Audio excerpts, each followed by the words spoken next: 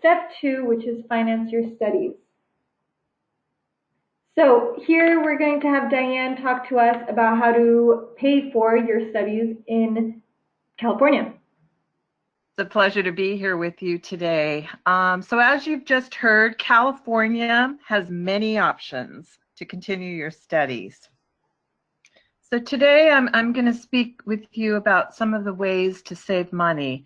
And on this slide, you can see sort of a range of tuition and fees at some of our systems within on the number of units you take per year or per semester. So that's why there's a range. Some of the other public universities, the Cal States and the UCs, there's also a range there. And then private universities, as you can see, are quite more expensive for the same year. Now, students are allowed to work on campus up to 20 hours per week, but again, these positions really are very limited at the campuses.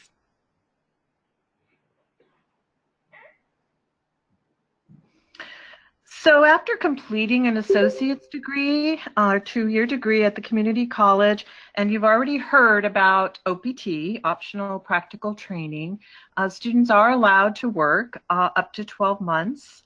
So they can do this before transferring to university. Obviously, they have to then apply in the same deadlines to be able to make sure that they are accepted for that following year. I have some examples of students that attended our colleges. So we're San Mateo Colleges of Silicon Valley, and there are 3 colleges. So we have Danny Felton from Luxembourg. So her goal was, she already had a university degree, so she was just interested in learning about theater costuming.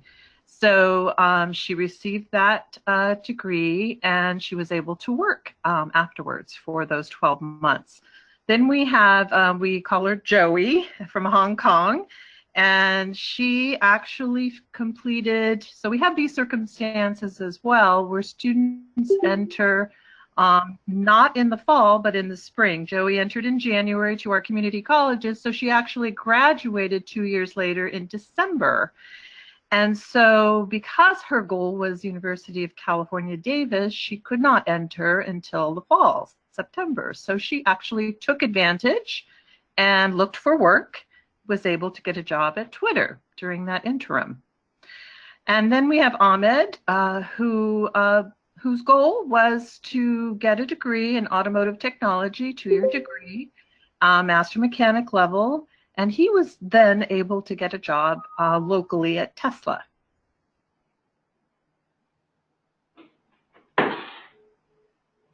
So scholarships in general for international students are quite limited. And so we have, I've listed a few websites that will have some information that you can look at. And this would be for freshmen as well. So generally, if a university is offering some sort of international student scholarship at the freshman level, if it's a university or college that accepts transfers from community colleges, then they generally would offer some scholarships as well, maybe on a limited basis for transfers. Then there are also institutions which may offer some tuition discounts or tuition waivers. So this is going to be based on, financial need, and of course merit-based. So it would have to be a top candidate, and then it would be for somebody just coming in as a new international student. A lot of times these would be in a separate application, and you may need to submit letters of recommendation, of course your grades, and there may be a few other supplemental documents. In our case, we do have tuition waivers on a limited basis. And it is a separate application, just as I mentioned. So I'm just using ours as an example. You can check any of the community colleges on their websites. They should have information on scholarships. So we were able to offer these tuition waivers to the students that you see below. So the good news is that they received the tuition waivers for the first year, and if they maintained a 3.2 grade point average, it continued for the second year. Okay, so what you've heard about university transfer agreements, as they were very well explained by my colleagues. So I just want to talk a little bit about the other benefits, okay? Not just that those classes that you're taking, specific classes that are designated as transferable at the community colleges will transfer. Obviously, you need to follow the criteria of the requirements for grades. It's the best system because you already know what you need to do to be able to transfer these courses. And then apart from that, there are some that guarantee your transfer, and you've heard a little bit about that. They're called tags.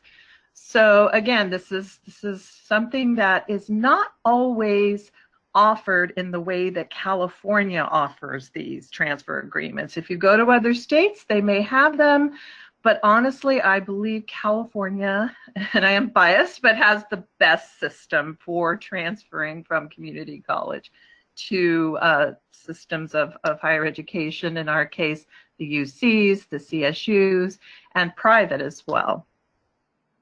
So the other side of this is a lot of these universities that community colleges partner with, especially the local universities that surround the community college, do come onto the campus. And so you're able to actually speak with these representatives one-on-one or in workshop settings or at transfer fairs.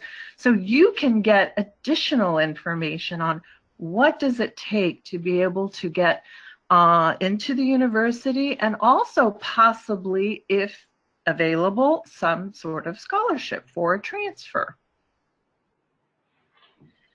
And so that is the main advantage. You have that access. You have it one-on-one, in person. So there's a lot of opportunity to get specific details on admissions and if there are scholarships available. So what are the types of transfer scholarships? For private colleges and universities, they look at a financial need and in some cases just merit-based.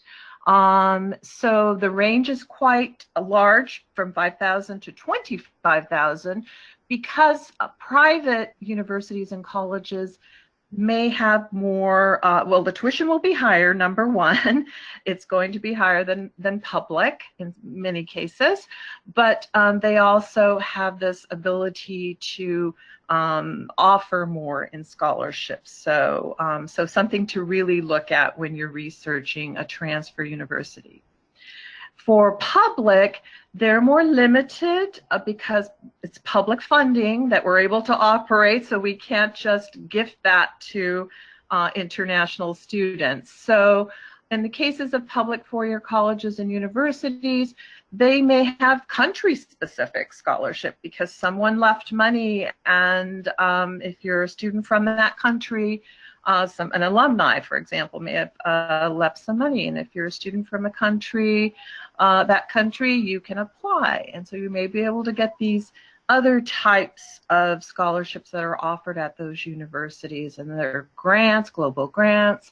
So many of them are privately funded, but again, each university would have on their website some information on where to look, and also you can contact admissions directly to know where to look for this.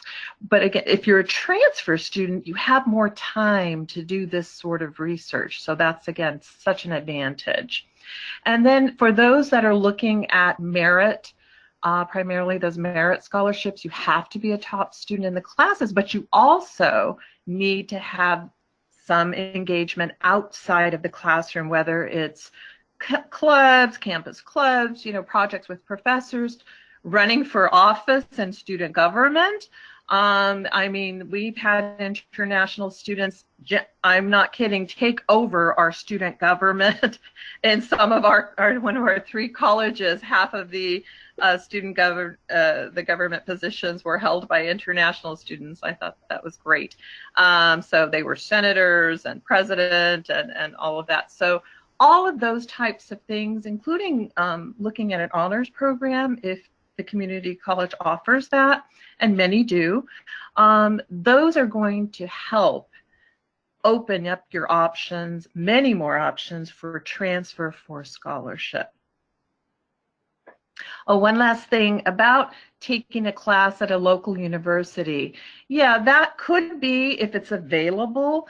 In the case of our 3 colleges, we do have students who look at a summer class at UC Berkeley or a summer class at Stanford. The criteria is very high. You have to have top grades. You have to have at least 1 year at the community colleges. But again, something like that would also give students an edge when they transfer, not only for admissions, but possibly for scholarship. So these are some of the types of scholarships that our international students, as example, have been able to earn. So in the case of Tiffany, Johns Hopkins University did offer this $25,000 scholarship for her to transfer. The University of California, I understand, at least is very limited in this UC region scholarship. The UC representative can speak more about that, but it is limited. But we were, one of our students was able to receive that, so $10,000. Pepperdine is private. So you can see, I won't go through all of them, but you can see many, actually the majority are actually from private colleges and universities, again, because they will tend to have more financial need for international students, for any student. And so, as you can see, that is where a lot of our students have chosen to go. And there's a little mix-up on the photos I just saw. Sorry, that's okay. Darwin is the one that got the soccer scholarship. All right, so another thing that I wanted to speak about is that the resources you have in the education, looking at Education USA centers in your countries and cities, and also your international counselors at your high schools, they are very knowledgeable as well, because they may be receiving all these university reps, or they may have met universities and community college reps at conferences. So they're receiving all this information as well about what those options are for you, for students in their cities and countries. So they're one of the best, I would say the best resource to at least start with that. So as far as an application fee, you may check with some colleges, universities, and community colleges on whether they might waive the application fees. So that's, again, something you can check on their admissions page. In the case of our 3 colleges, we will waive our $50 application fee if the student is assisted by an Education USA advisor. So it's quite simple. That Education USA advisor just emails the admissions office at one of our 3 colleges where the student applied, and the student does not have to pay that fee. So you can always check on that for any other college that you're interested in.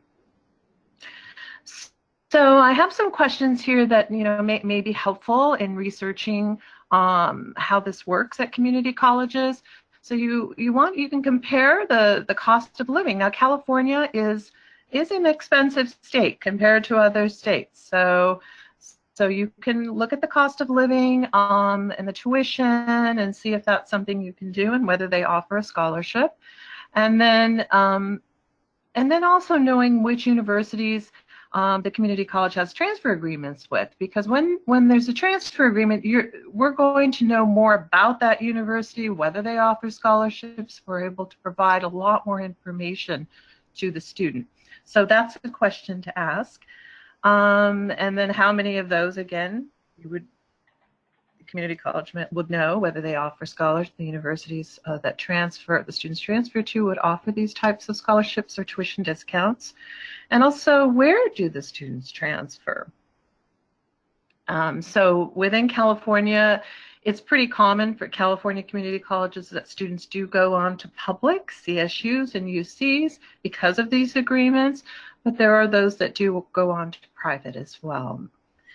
And again, in our case, based on the fact that sometimes these scholarships are more readily available based on merit. And then also you can always ask about what is the possibility to work on campus and are there internships? And as far as if there are some possibilities for internships or OPT after completing a degree, well, where are those students working? So these are good questions to give you a sense of the colleges and universities that you want to consider.